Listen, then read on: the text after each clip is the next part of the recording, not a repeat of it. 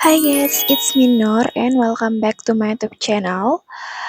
Hari ini aku pengen bahas satu topik yang jujur aja sering banget jadi bahan omongan. Mungkin kalian juga pernah atau sering banget dengar kalimat ini, yaitu anak-anak zaman sekarang tuh khususnya Gen Z gitu kan, tuh gampang stres, gampang down, terlalu baperan lah, ataupun mentalnya tuh lemah banget. Nah, hari ini aku pengen aja kalian buat ngobrolin ini bareng-bareng, kayak emang bener gak sih kita sebagai generasi itu lemah banget dalam hal kesehatan mental gitu?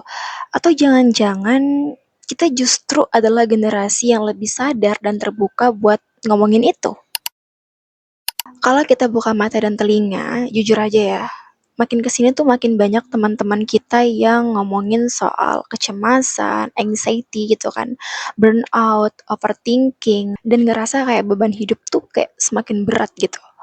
Faktanya, menurut berbagai data dan penelitian, memang angka gangguan kesehatan mental di kalangan Gen Z ini tuh semakin meningkat. Tapi, sebelum kita buru-buru ngejudge dan bilang bahwa Gen Z ini adalah generasi yang lemah secara mental, coba deh kita lihat lebih dalam.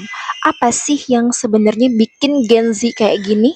Sadar gak sih guys, kalau kita tuh hidup di era yang serba cepet banget. Apa-apa kita selalu dibandingin, media sosial penuh dengan berbagai macam hal-hal menarik ataupun berbagai macam hal yang bisa kita jadikan sebagai patokan, tekanan, adanya ekspektasi-ekspektasi yang bikin kita terpressure gitu kan, ya sukses di usia muda lah, jadi versi terbaik dari diri sendiri, tanpa bahagia terus, padahal kenyataannya nggak sesimpel itu. Dari semua hal-hal tersebut, disinilah mulai munculnya perasaan-perasaan yang aku sebutin di awal. Perasaan overthinking, kecemasan, perasaan lelah terus-terusan.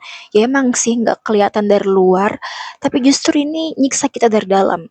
Beban mental ini kadang membuat kita kelelahan secara emosional, bukan karena kita lemah, tapi karena bebannya tuh terlalu kompleks.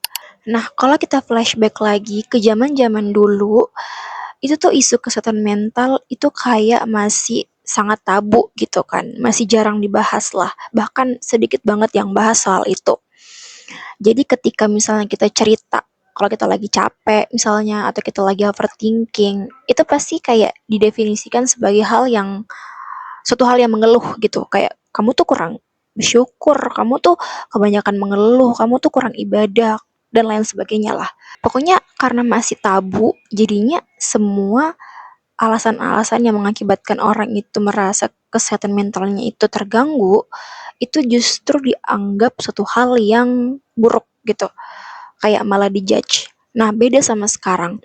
Kalau sekarang, Gen Z tuh justru mulai terbuka, justru mulai sadar akan pentingnya kesehatan mental, berani untuk cerita, berani untuk sadar, bahkan banyak yang mencari bantuan profesional ketika membutuhkan. Nah, muncul deh pertanyaan, apakah itu berarti kita ini lebih lemah atau malah kita lebih berani terbuka dan peduli soal mental health? Terus juga pasti akan keluar statement yang mengatakan bahwa kalau generasi dulu itu justru punya mental yang tahan banting gitu kan, karena nggak gampang ngeluh gitu, nggak gampang merasa kesehatan mentalnya tuh terganggu dan sebagainya.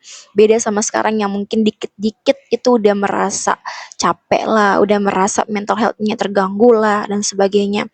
Tapi kalau kita perhatikan lagi dari statement mental health tahan banting tadi di era dulu, itu juga dibarengi dengan pemendaman emosi gitu. Kayak mereka belum terbuka dengan segala hal yang berhubungan sama kesehatan mental. Sehingga mungkin takut untuk bercerita, takut untuk mengekspresikan emosinya, dan lain sebagainya. Sementara kita di era Gen Z sekarang, karena kita lebih terbuka dengan masalah kesehatan mental, kita lebih cenderung untuk mau belajar untuk mengenali dan juga mengakui emosi yang kita rasakan. Dan aku rasa ini bukan suatu kelemahan, guys. Ini justru bagian dari kita itu mau untuk menjaga kesehatan mental kita. Kita tahu kapan kita harus berhenti, misalnya harus istirahat, kapan kita harus cerita, kapan kita harus mengekspresikan emosi kita. Dan kalau dikaitkan dengan ilmu bimbingan dan konseling, hal ini tuh sangat erat dengan kesadaran emosional atau emotional awareness dan kecerdasan emosional atau emotional intelligence. Gen Z itu justru sedang belajar untuk jadi lebih sadar sama perasaannya, bukan malah menekan, memendam, atau berpura-pura kuat terus. Dan itu merupakan bentuk kematangan secara emosional.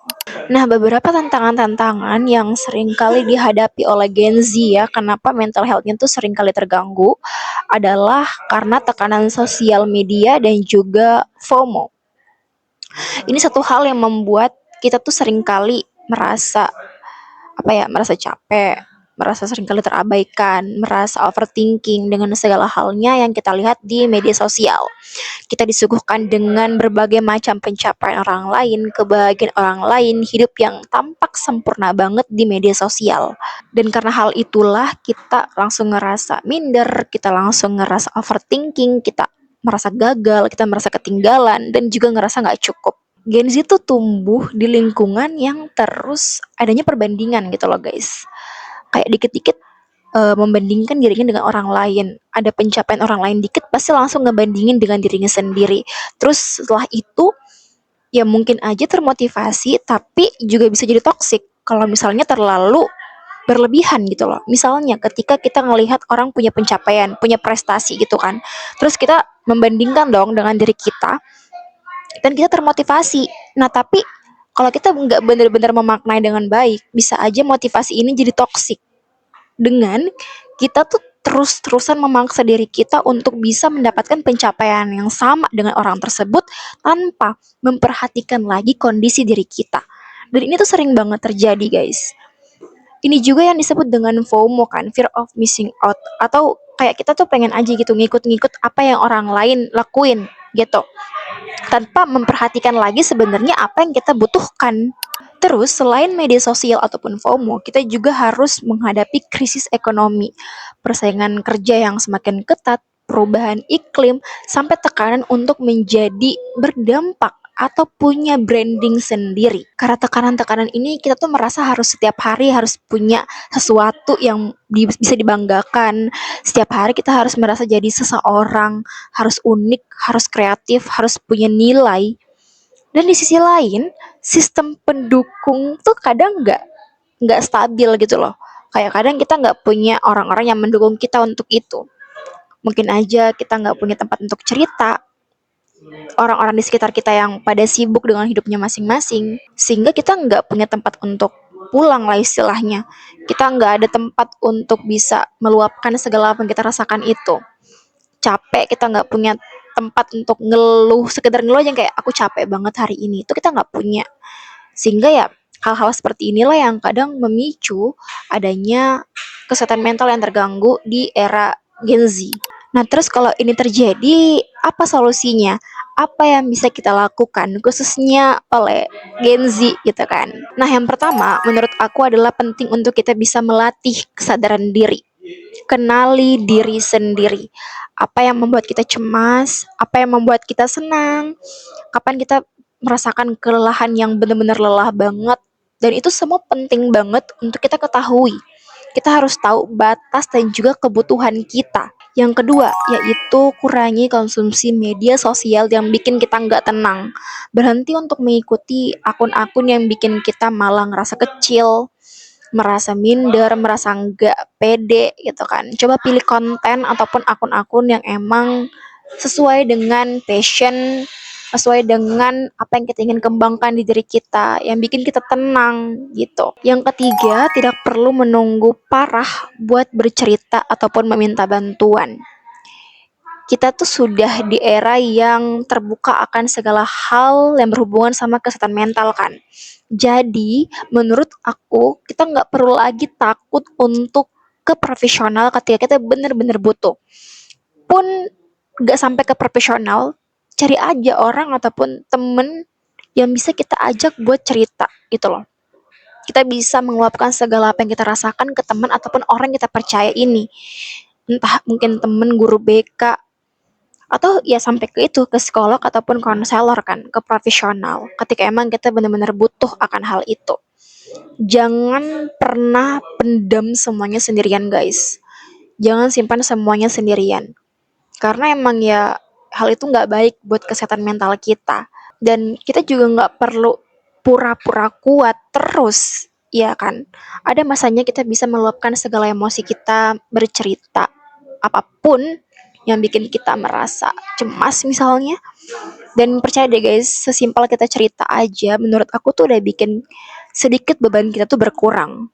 Yang keempat, bangun kebiasaan kecil yang menenangkan. Kayak misalnya journaling, meditasi, dengerin musik, atau sekedar tidur yang cukup. Atau melakukan segala hal-hal yang kita senangin. Karena menurut aku salah satu juga cara kita untuk bisa menetralisir segala hal yang bikin kita cemas misalnya, overthinking, itu adalah hal-hal yang aku sebutin tadi. Kayak misalnya kamu ini kan takut untuk cerita ke orang gitu. Kamu bisa journaling, bercerita aja gitu lewat menulis, ceritain apa yang kamu rasain. Terus bisa dengan dengerin musik, musik-musik yang kamu senengin, atau melakukan segala hobi-hobi ataupun aktivitas yang membuat kamu senang. Hal kecil ini tuh bisa menjadi fondasi untuk menstabilkan emosimu. Dan yang terakhir yaitu berikan afirmasi positif ke diri sendiri. Berusaha untuk memberikan kalimat-kalimat positif dengan lemah lembut ke diri sendiri. Kamu gak harus jadi hebat dulu buat berharga, gak harus selalu produktif buat diterima.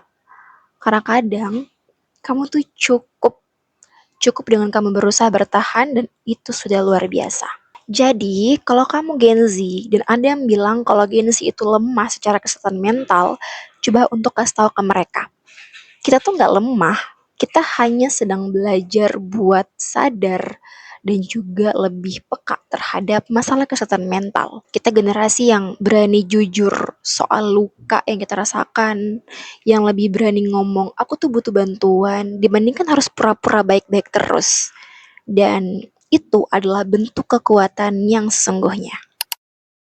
Oke guys, sekian video untuk kali ini. Jangan lupa untuk subscribe, like, dan komen. Kalau teman-teman punya hal yang ingin dibahas di video selanjutnya atau ingin diceritain, boleh banget juga untuk tulis di kolom komentar atau DM aku di Instagram di @nurwans. Oke, sampai jumpa di video selanjutnya.